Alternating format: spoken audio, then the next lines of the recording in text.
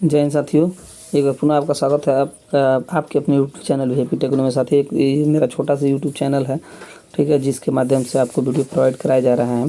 तो अगर आप मेरे चैनल वीआईपी टेक्नो पे नए हैं तो चैनल को सब्सक्राइब करके बेल आइकन को दबा लीजिएगा, ठीक है। चलिए हम लोग ज़्यादा लेट न करते हुए इसमें वीडियो स्टार्ट करते हैं।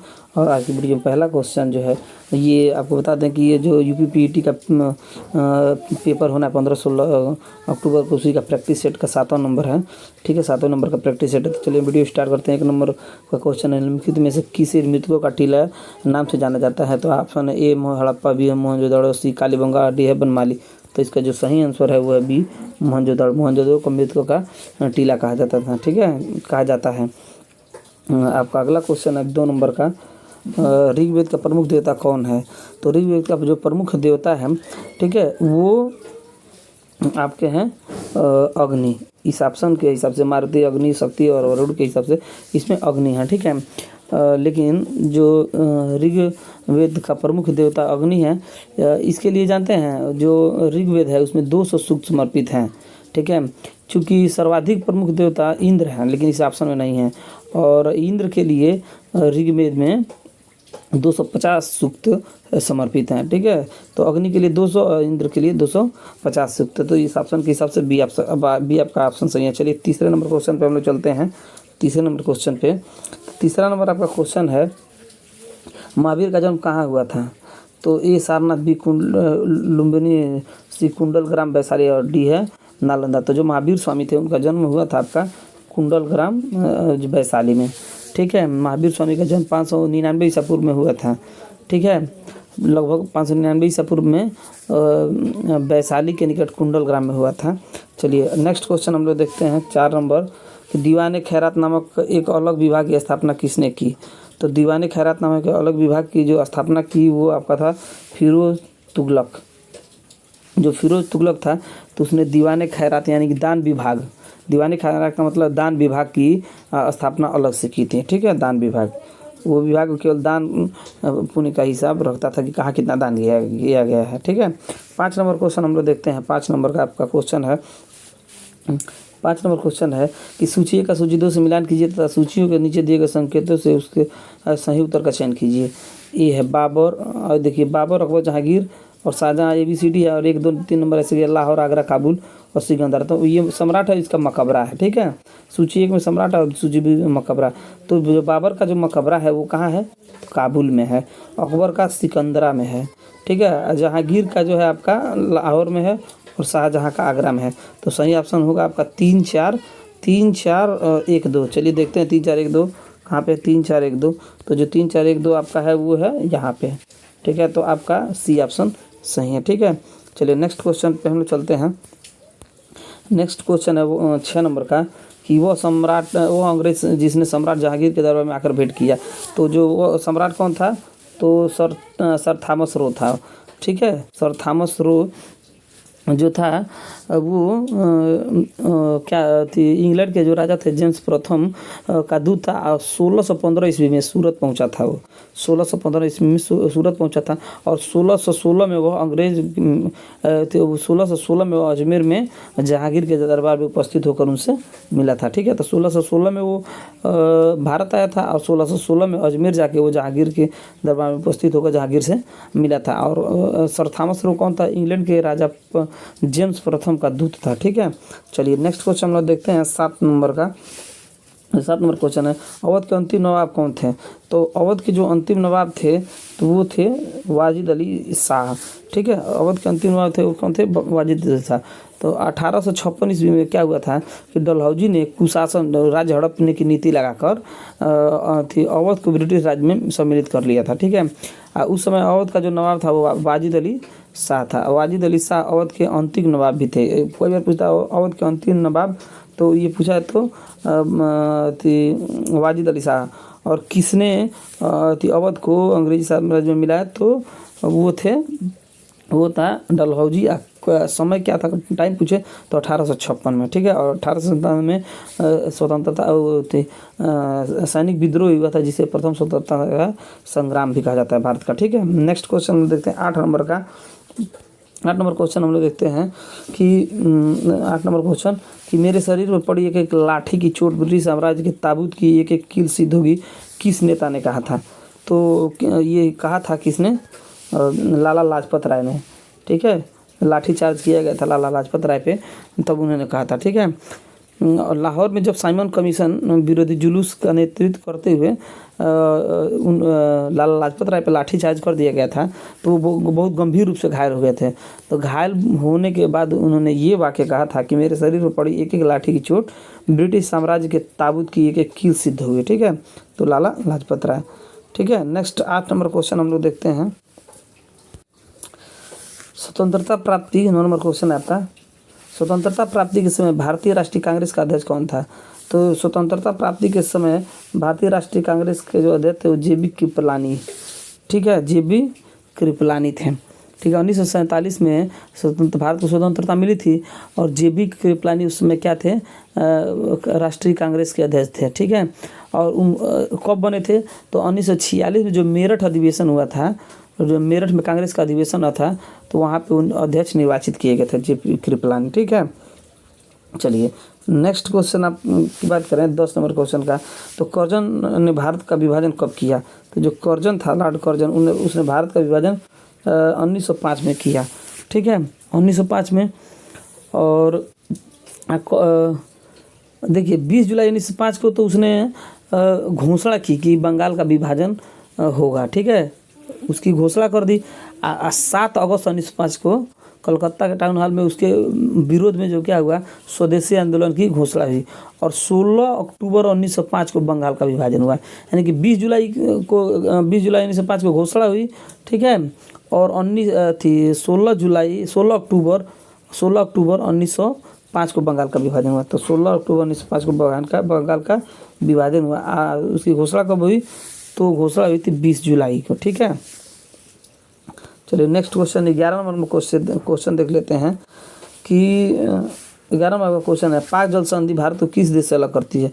तो जो पाक जल संधि है वो भारत को श्रीलंका से अलग करती है। ठीक है, भारत को श्रीलंका से अलग करती है। पाक से, चूँकि पाक है तो पाकिस्तान मत समझ लीजिएगा।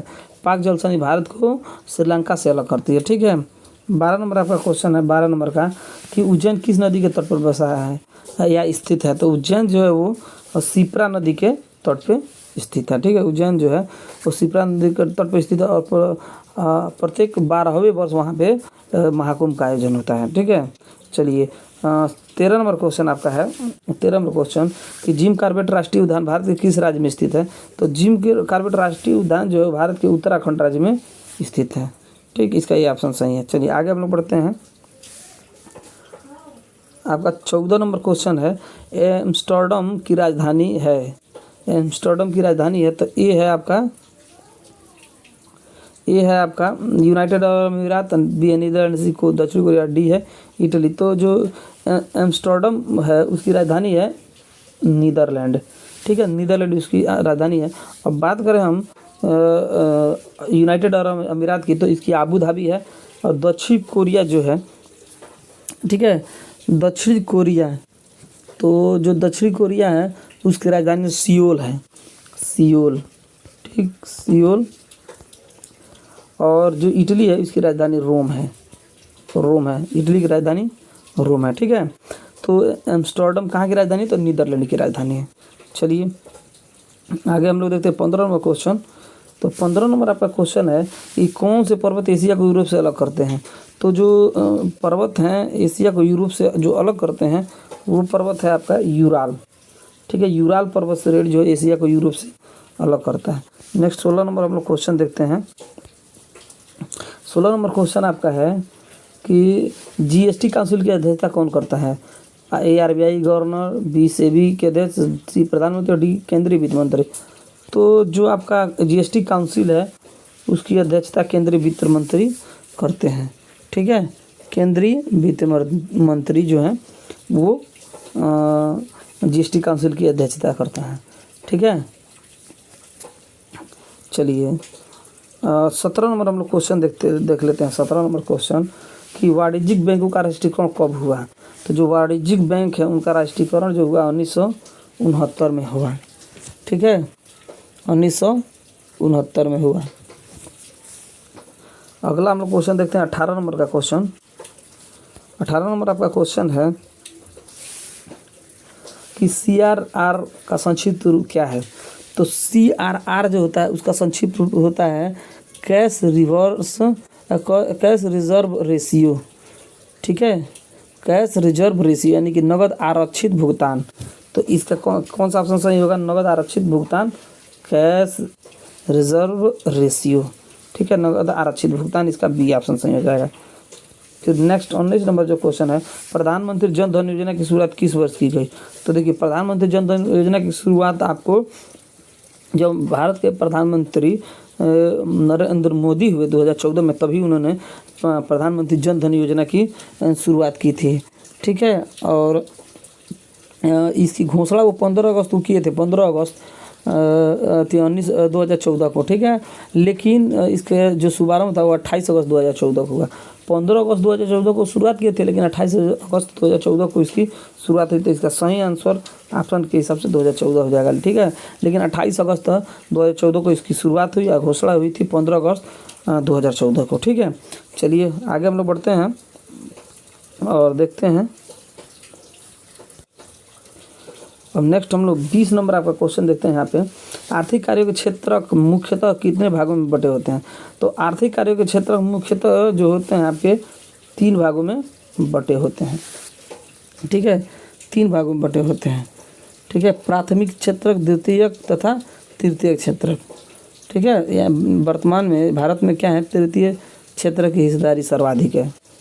वर्तमान में तृतीय क्षेत्र की हिस्सेदारी अभी इस समय ज़्यादा है। और ये भी क्वेश्चन पूछ सकता है किस क्षेत्र की हिस्सेदारी ज़्यादा है, तो तृतीय क्षेत्र की हिस्सेदारी ज़्यादा है। 21 नंबर क्वेश्चन आपका है। 21 नंबर क्वेश्चन, भारतीय संविधान की प्रस्तावना में किस प्रकार के न्याय की बात नहीं कही गई है।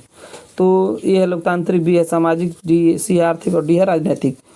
तो जो भारतीय लोकतंत्र है, भारतीय जो संविधान है, उसमें लोकतांत्रिक न्याय की व्यवस्था नहीं कही गई है, बाकी सामाजिक, आर्थिक और राजनीतिक न्याय की बात कही गई है। ठीक है, नेक्स्ट हम लोग 22 नंबर क्वेश्चन देखते हैं। तो 22 नंबर क्वेश्चन आपका है कि अभिव्यक्ति की स्वतंत्रता किस मौलिक अधिकार के अंतर्गत आती है। तो ए है समता का अधिकार, बी स्वतंत्रता का अधिकार और डी है, सी है संस्कृति और शिक्षा संबंधी अधिकार और डी है संवैधानिक उपचार का अधिकार।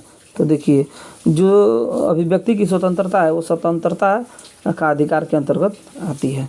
ठीक है, 23 नंबर क्वेश्चन है आपका। 23 नंबर पे, निम्नलिखित में से कौन से भारतीय संसद के संगठक हैं। तो ये है राष्ट्रपति, बी है राज्यसभा, सी है लोकसभा। तो तीनों जो है ये भारतीय संसद के संगठक हैं। तो इसका जो है आपका ये डी ऑप्शन सही हो जाएगा, डी ऑप्शन। ठीक है, ये क्या है, तीनों जो हैं राष्ट्रपति, राज्यसभा और लोकसभा, तीनों भारतीय संसद के संगठक हैं। ठीक है, नेक्स्ट हम लोग 24 नंबर क्वेश्चन की अगर बात करें, 24 नंबर क्वेश्चन की, तो 24 नंबर आपका क्वेश्चन है, भारत में उच्च न्यायालय की मुख्य न्यायाधीश बनने वाली पहली महिला कौन थी। तो ए रूमा पाल, बी है फातिमा बीबी, सी है लीला सेठ और डी है सैयदा ताहिरा। लेकिन आंसर का जो आपका सही है वो है लीला सेठ। और दिल्ली उच्च न्यायालय का भी पहला मुख्य न्यायाधीश यही बनी थी, लीला सेठ। ठीक है, तो भारत में उच्च न्यायालय की मुख्य न्यायाधीश बनने वाली पहली महिला जो थी वो क्या थी, वो कौन थी, लीला सेठ। ठीक है, चलिए हिमाचल प्रदेश में बनी थी, हिमाचल प्रदेश उच्च न्यायालय की पहली मुख्य न्यायाधीश बनी थी। 25 नंबर का क्वेश्चन है आपका कि किसी राज्य के राज्यपाल के रूप में नियुक्ति के लिए भारत के संविधान द्वारा निर्धारित न्यूनतम आयु कितनी है। तो किसी राज्य के राज्यपाल बनने के लिए भारत के संविधान में जो न्यूनतम आयु निर्धारित की गई है वो है आपकी 35 साल। 35 साल न्यूनतम आपकी आयु होनी चाहिए किसी राज्य के राज्यपाल बनने के लिए। ठीक है, चलिए 26 नंबर हम लोग क्वेश्चन देखते हैं। 26 नंबर आपका क्वेश्चन है, जब किसी वस्तु को दो समांतर समतल दर्पणों के बीच रखा जाता है तो बने प्रतिबिंबों की संख्या कितनी होती है। तो जो समांतर दर्पण के सामने, समांतर समतल दर्पण के सामने किसी वस्तु को रखेंगे ना तो उसका अनंत प्रतिबिंब मिलता है। ये बहुत बार क्वेश्चन पूछा गया है, इसको आप लोग बिल्कुल ध्यान रखिएगा कि अनंत बनता है, उसकी गिनती नहीं की जा सकती है। ठीक है। 27 नंबर क्वेश्चन है आपका, निम्नलिखित में से कौन सा अम्ल चींटी के डंक में पाया जाता है। तो जो चींटी के डंक में जो अम्ल पाया जाता है वो होता है आपका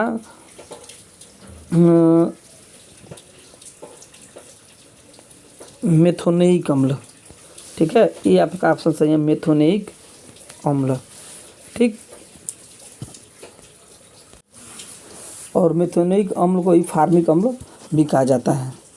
ठीक है, तो चलिए नेक्स्ट हम लोग अगला देखते हैं 28 नंबर क्वेश्चन।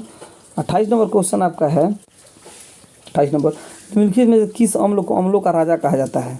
तो किस अम्ल को अम्लों का राजा कहा जाता है, तो ये सल्फ्यूरिक जो अम्ल है इसको अम्लों का राजा कहा जाता है। सल्फ्यूरिक अम्ल को अम्लों का राजा कहा जाता है। ठीक है, नेक्स्ट हम लोग 29 नंबर आपको क्वेश्चन देखते हैं। 29 नंबर कौकों के अध्ययन को कहा जाता है, क्या कहा जाता है, तो कौकों के अध्ययन को माइकोलॉजी कहा जाता है। ठीक है, माइकोलॉजी, तो इसका आपका सी ऑप्शन सही है। अब देखिए 30 नंबर क्वेश्चन है, निम्न से कौन सा जल में घुलने वाला विटामिन है। तो आप जानते हैं कि जो बी और सी विटामिन है, विटामिन बी और सी वो जल में घुलनशील है। तो देखिए 20 में दिया नहीं है, इसमें दिया केवल सी, तो सी ऑप्शन आपका सही, जल में घुलनशील विटामिन है विटामिन सी। अब इसके पास 31 से और 35 तक जो क्वेश्चन है, 5 क्वेश्चन वो मैथ वाले हैं। तो मैथ वाले क्वेश्चन आप लोग स्क्रीनशॉट करके देख लीजिए और लगा लीजिएगा। ठीक है, चलिए आगे हम लोग बढ़ते हैं। देखिए 32, 33, 34 और ये 35 नंबर तक क्वेश्चन जो है आपके मैथ के क्वेश्चन है, सिंपल क्वेश्चन है, स्क्रीनशॉट लेके आप लोग लगा लीजिएगा। ठीक है, चलिए हम लोग 36 नंबर हिंदी वाले ऑप्शन पे चलते हैं। 36 नंबर जो हिंदी का क्वेश्चन है, तो 36 नंबर हिंदी का है क्वेश्चन पहला, निम्नलिखित में पुल्लिंग शब्द का कौन सा है। तो पुल्लिंग शब्द इसमें बताना है, 4 ऑप्शन आपको दिए गए हैं यहाँ पे, उसका पुल्लिंग बताना है। ठीक है, तो देखिए पहला है ए नदी, बी पानी, सी इलायची और डी प्यास। तो जो बी ऑप्शन है इसका पानी क्या है, पुल्लिंग है, बाकी सब स्त्रीलिंग है। ठीक है, पानी पुल्लिंग है, बाकी सब स्त्रीलिंग है। कपटी मित्र के लिए सही मुहावरा है, कपटी मित्र के लिए सही मुहावरा। 37 नंबर क्वेश्चन आपका, कपटी मित्र के लिए सही मुहावरा था, ए दांत काटी रोटी, बी आस्तीन का सांप, सी अक्ल की दुम और डी आबनूस का कुंदा। तो इसका सही आंसर होगा आस्तीन का सांप। दांत कटी रोटी का होगा आपका गहरा मित्र। ठीक है, और कपटी मित्र का होगा आस्तीन का साग। चलिए 38 नंबर हम लोग क्वेश्चन देखते हैं। 38 नंबर क्वेश्चन पूछ रहा है, विनय पत्रिका की भाषा कौन सी है। ठीक है, विनय पत्रिका अवधि, खड़ी बोली, ब्रज भाषा और अपभ्रंश। तो विनय पत्रिका की जो भाषा है वो है ब्रज भाषा। ठीक है, विनय पत्रिका की भाषा कौन सी है, तो ब्रज भाषा है, ब्रज भाषा, सी ऑप्शन सही है। 39 नंबर क्वेश्चन है आपका कि कौन सा शब्द भ्रमर को पर्यायवाची नहीं है। पर्यायवाची नहीं, भ्रमर यानी भौरे का पर्यायवाची नहीं है।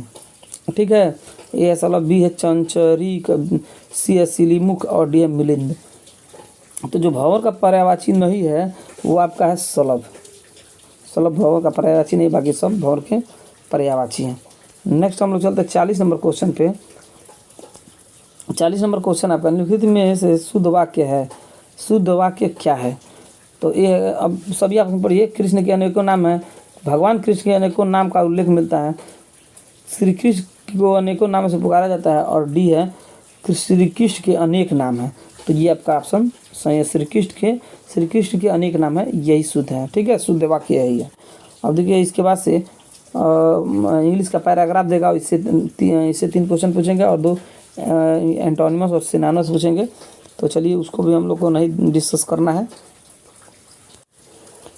ये आपके पैराग्राफ है। ठीक है, और इससे ये क्वेश्चन 3 ठो पूछा गया और एक सिनोनिमस और एंटोनिमस पूछ रहा है। बाकी आगे हम लोग बढ़ते हैं 46 नंबर क्वेश्चन, रीजनिंग वाले जो 5 क्वेश्चन उसको देख लिया जाए। ठीक है, तो रीजनिंग वाले क्वेश्चन है, तो देखते हैं 46 नंबर क्वेश्चन है। हम आपके दिए गए विकल्पों में से संबंधित शब्द का चयन कीजिए। छेनी मूर्तिकार से संबंधित है, निहाई किससे संबंधित है, कसाई, बढ़ई, लोहार, चिकित्सक। तो जो निहाई होती है कौन उसको यूज करता है, तो निहाई को आपका जो लोहार होता है, ब्लैक स्मिथिकार जो होता है लोहार, वही निहाई पे कार्य करता है। न्याय पे रखें और लोहे को पीट के और दूसरे शेप में आकार में बदल देता है। ठीक है, तो निहाई का प्रयोग कौन करता है? तो निहाई का प्रयोग लोहार करता है। ठीक है, ब्लैक स्मिथी। अगला 47 नंबर का क्वेश्चन है आपका। 47 नंबर क्वेश्चन है आपका, यदि ये HARBOUR को BORUARH के रूप में कुटिबद्ध किया जाता है तो RAPTURE को कैसे सूचीबद्ध किया जाएगा? तो जब इसको आप मिलाएंगे, इसको इससे मिलाएंगे तो देखेंगे, देखिए ये HA है, यहाँ पे HA। तो देखिए जो अब इसमें देखिए जो ये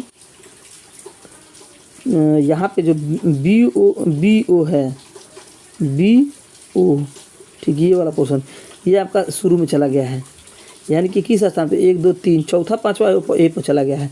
तो इसमें यहाँ पे जो चौथा पांचवा है यानी कि 1 2 3 4 TU, तो TU को पहले पे जाना है। ठीक है, तो या तो आपका B ऑप्शन सही हो सकता है या आपका C ऑप्शन। ठीक है, अब इसमें फिर हम देखेंगे, देखिए जो तीसरे स्थान पे R है यहाँ पे, तो तीसरे स्थान पे R यहाँ पे भी है। देखिए तीसरे यहाँ पे तीसरे में P है तो दोनों में P है, इसमें भी P है और इसमें भी P है।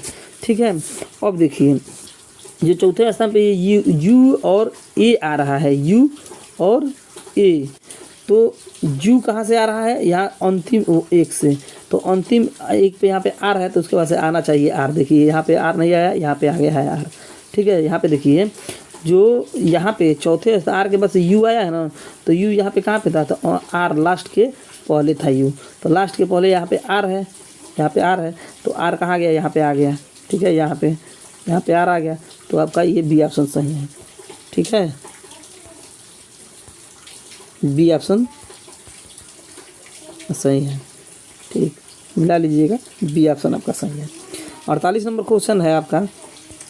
48 नंबर क्वेश्चन है कि रीना स्मिथ की पत्नी है। रीना कौन है? स्मिथ की पत्नी है।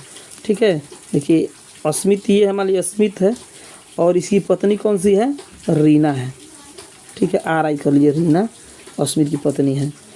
और आदित्य रानी की पति है। आदित्य क्या है? डबल A कर लीजिए, आदित्य किसका पति है? रानी का। ठीक है, तो RA कर लीजिए, इसके लिए RA कर लीजिए, एक पति है। रानी के ससुर, यानी इसके जो ससुर हैं, रानी के ससुर रीना की इकलौती बेटी, यानी कि इसकी बेटी के दादा हैं। तो इसकी बेटी के जो दादा होंगे, जो भी होंगे यहाँ पे, इसके जो ससुर होंगे इसकी बेटी के दादा हैं वही। ठीक है, रीना की इकलौती जो बेटी है उसके दादा हैं।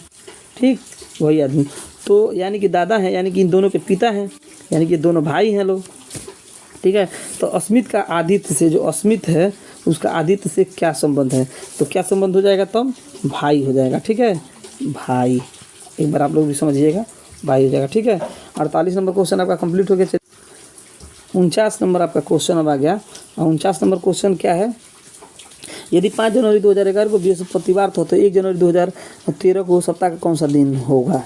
ठीक है, देखिए 5 जनवरी 2011 को बृहस्पतिवार था। ठीक है, तो 1 जनवरी 2013, तो चलिए हम अगर 1 जनवरी के चलें, 2011 पे चलें, जैसे ये 5 जनवरी दिया है, तो अगर हम 1 जनवरी 11 पे चलें तो आपका हो जाएगा क्या? बृहस्पतिवार से हम 5 स्थान टर्न करेंगे पीछे, तो क्या हो जाएगा? बुधवार, मंगलवार, सोमवार और रविवार, यानी कि 1 जनवरी 2011 को 1/1/2011 को क्या कौन सा दिन था? रविवार था। ठीक है, अब 1/1/2011, तो 1/1/2012 को कौन सा दिन हो जाएगा? 1/1/2012 को आपका हो जाएगा, एक दिन अधिक हो जाएगा ना, तो बृहस्पतिवार तो शुक्रवार हो जाएगा। ठीक है, और देखिए अब चूंकि 2012 को क्रॉस कर 2012 लीप ईयर होता है, तो ये उसमें एक दिन अधिक नहीं होगा, इसमें 2 दिन हो जाएगा, यानी कि 1/1/2013 को कौन सा दिन हो जाएगा?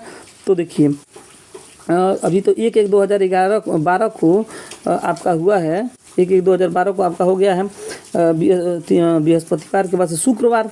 अब जब 2012 लीप ईयर है, तो जब उसमें हम 12 से 13 में जाएंगे, तो 1/1/2013 को जब हम पहुंचेंगे तो कौन सा दिन हो जाएगा?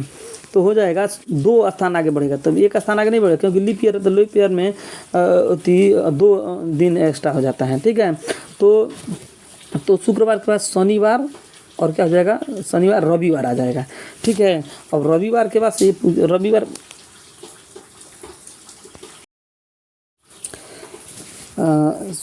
शनिवार रविवार हो जाएगा 1 जनवरी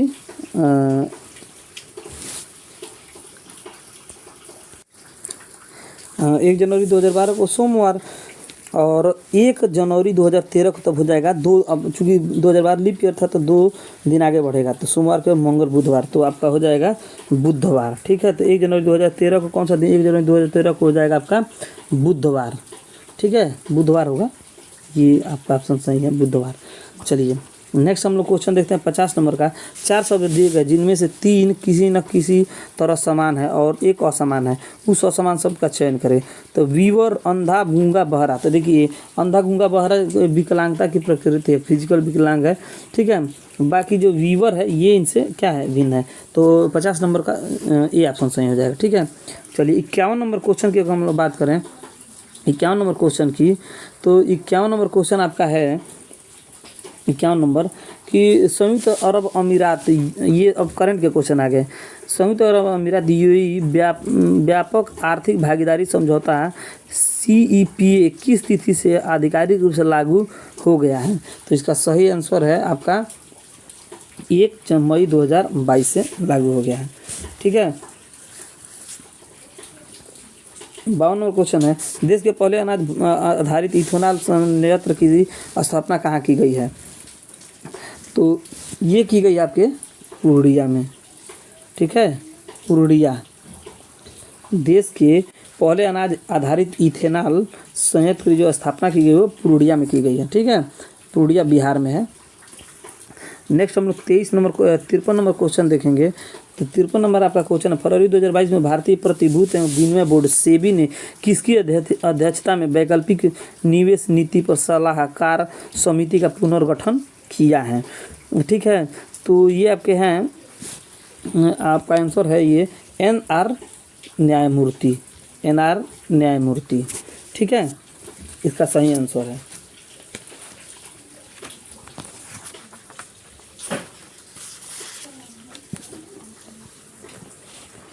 चौवन नंबर क्वेश्चन हम लोग देखेंगे, मई 2022 में इंडियन ऑयल कॉर्पोरेशन ने असम के किस जिले में पायलट आधार पर मेथेनॉल के मिश्रण वाला M50 पेट्रोल लॉन्च किया है? ठीक है, मेथेनॉल के मिश्रण वाला M50 पेट्रोल लॉन्च किया है। ठीक है, M50 पेट्रोल लॉन्च किया है। तो ये कहाँ लॉन्च किया है?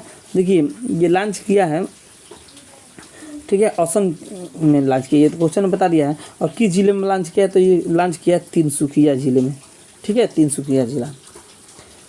55 नंबर क्वेश्चन आपका है कि हाल ही में भारतीय विज्ञान संस्थान IISc बेंगलुरु में के नेतृत्व में किए गए अध्ययन में किस नदी में माइक्रोप्लास्टिक पाया गया है जिसके कारण मछलियों में विकास प्रभावित हो रहा है?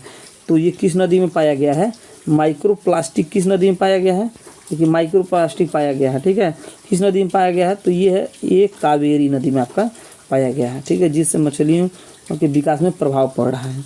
ठीक, 56 नंबर क्वेश्चन हम लोग देखें। 56 नंबर आपका क्वेश्चन है कि मार्च 2022 में केंद्रीय मंत्री नितिन गडकरी ने नई दिल्ली में विश्व की सबसे उन्नत तकनीकी विकसित green hydrogen fuel cell electric वाहन लॉन्च किया है। ठीक है, क्या लॉन्च किया है? नितिन गडकरी ने विश्व की सबसे उन्नत तकनीकी green hydrogen fuel cell electric वाहन लॉन्च किया है। ठीक है, लॉन्च किया है। लॉन्च किए गए वाहन का क्या नाम है? तो जो लॉन्च किया है वाहन उसका नाम है टोयोटा मिराई उस वाहन का नाम है। किसने लॉन्च किया है? नितिन गडकरी जो केंद्रीय मंत्री हैं। ठीक है, चलिए आगे हम लोग बढ़ें। हम देखें 57 नंबर क्वेश्चन। अगर हम देखें तो 57 नंबर क्वेश्चन देखेंगे तो फरवरी मार्च 2022 में 5 राज्यों में विधानसभा चुनाव संपन्न हुए, विकल्प में कौन सा राज्य इन 5 राज्यों में शामिल नहीं है? तो देखिए गोवा, सिक्किम, उत्तराखंड और पंजाब। तो देखिए गोवा में चुनाव हुआ, उत्तराखंड में हुआ, पंजाब में हुआ, यूपी में भी हुआ। यूपी चूँकि ऑप्शन नहीं है, लेकिन सिक्किम में चुनाव उस समय नहीं हुए थे। यही पूछा है कि कौन सा ये राज्य है नीचे दिया गया जिसमें चुनाव नहीं होता, तो सिक्किम में चुनाव नहीं होता, तो इसका सही ऑप्शन बी हो जाएगा। ठीक है, और आपका 58 नंबर क्वेश्चन है, दिसंबर 2021 में प्रधानमंत्री नरेंद्र मोदी ने गंगा एक्सप्रेसवे की आधारशिला रखी। दिसंबर 2021 में नरेंद्र मोदी ने गंगा एक्सप्रेसवे की आधारशिला रखी। इस एक्सप्रेसवे के संबंध में विकल्प में कौन सा तथ्य सही नहीं है? ठीक है, जो विकल्प दिया गया उसमें कौन सा तथ्य सही नहीं है? तो ए है इसका, ये ऑप्शन है आपका कि 18 दिसंबर 2021 को प्रधानमंत्री नरेंद्र मोदी ने शाहजहाँपुर उत्तर प्रदेश में इस एक्सप्रेसवे की आधारशिला रखी, तो ये बिल्कुल सही है। ठीक है, अगला है बी ऑप्शन है, यह एक्सप्रेसवे पूर्वी उत्तर प्रदेश को पश्चिमी उत्तर प्रदेश से जोड़ेगा, ये भी ऑप्शन सही है।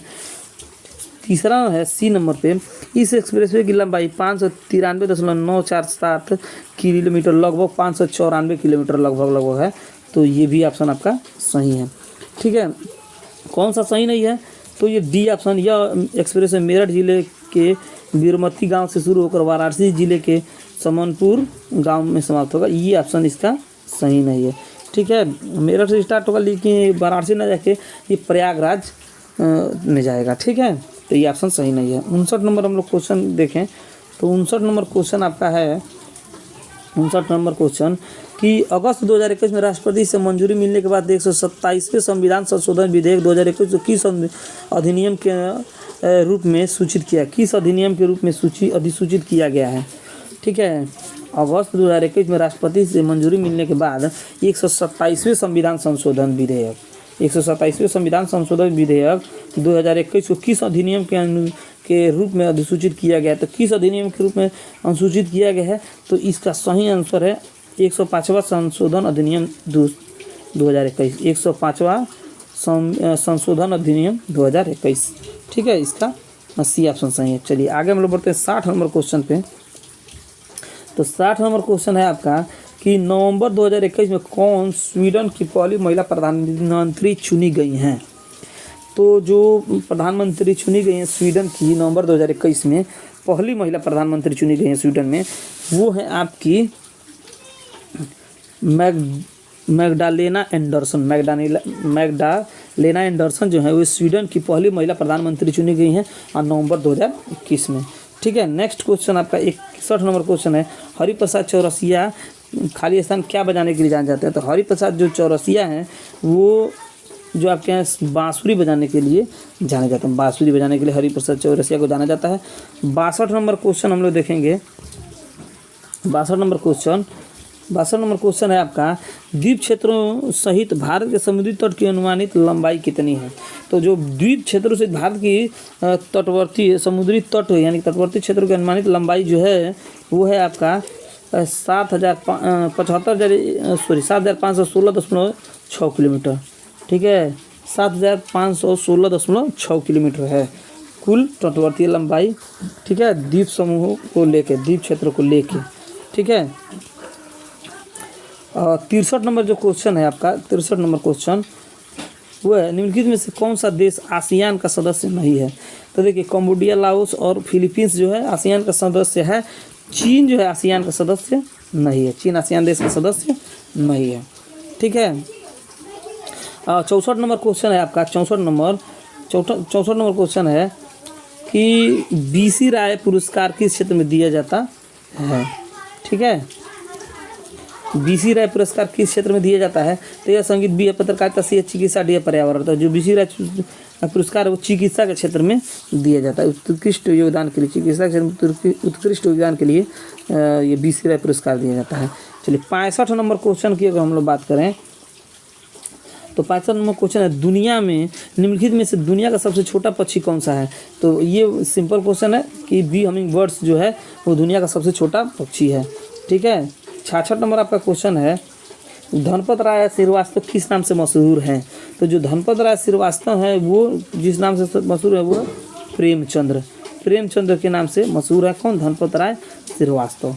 चलिए अगला 67 नंबर क्वेश्चन है आपका, अप्रैल 2022 में मीडिया फाउंडेशन द्वारा वर्ष 2021 का उत्कृष्ट महिला पत्रकार का चमेली देवी जैन पुरस्कार चमेली देवी जैन पुरस्कार किसे प्रदान करने की घोषणा की गई है? ठीक है, मीडिया फाउंडेशन द्वारा ये पुरस्कार दिया जाता है। और वर्ष 2021 का उत्कृष्ट महिला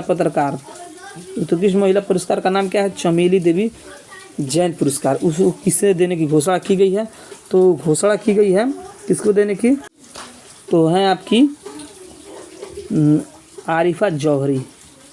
आरिफा जौहरी, आपका डी ऑप्शन ये सही है। आरिफा जौहरी को चलिए 68 नंबर क्वेश्चन है आपका। चमोली देवी जैन पुरस्कार जो दिया जाएगा वो आरिफा देवी को दिया जाएगा। आरिफा जौहरी को किस देश ने पुरुषों की बैडमिंटन टीम प्रतियोगिता थॉमस कप 2022 का खिताब जीता? तो भारत ने पहली बार थॉमस कप 2022 का खिताब जीता है। ठीक है, इंडोनेशिया को हराकर।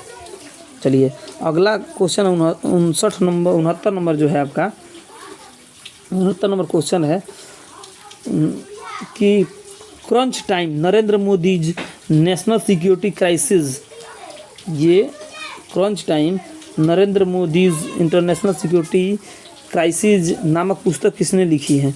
तो ये जो पुस्तक लिखा है वो हैं आपके डॉक्टर श्रीराम चौलिया। डॉक्टर श्रीराम चौलिया। अगला क्वेश्चन है प्रतिवर्ष पृथ्वी दिवस कब मनाया जाता है? तो प्रतिवर्ष जो पृथ्वी दिवस है 70 नंबर क्वेश्चन है, यही अंतिम क्वेश्चन है आज का। तो प्रतिवर्ष जो पृथ्वी दिवस है वो 22 अप्रैल को मनाया जाता है और जल दिवस 22 मार्च को मनाया जाता है। 22 मार्च को जल दिवस और 22 अप्रैल को पृथ्वी दिवस मनाया जाता है। ठीक है साथियों, इस तरह हम लोग आज 70 क्वेश्चन कंप्लीट हो गया। बाकी इसके बाद पैराग्राफ के 10 क्वेश्चन है और DI के 20 क्वेश्चन है, तो उसको हम लोग डिस्कस नहीं कर रहे हैं। ठीक है साथियों, वीडियो कैसा लगा कमेंट करके बताइएगा और अच्छा लगे तो अपने दोस्तों के साथ शेयर कीजिएगा। धन्यवाद।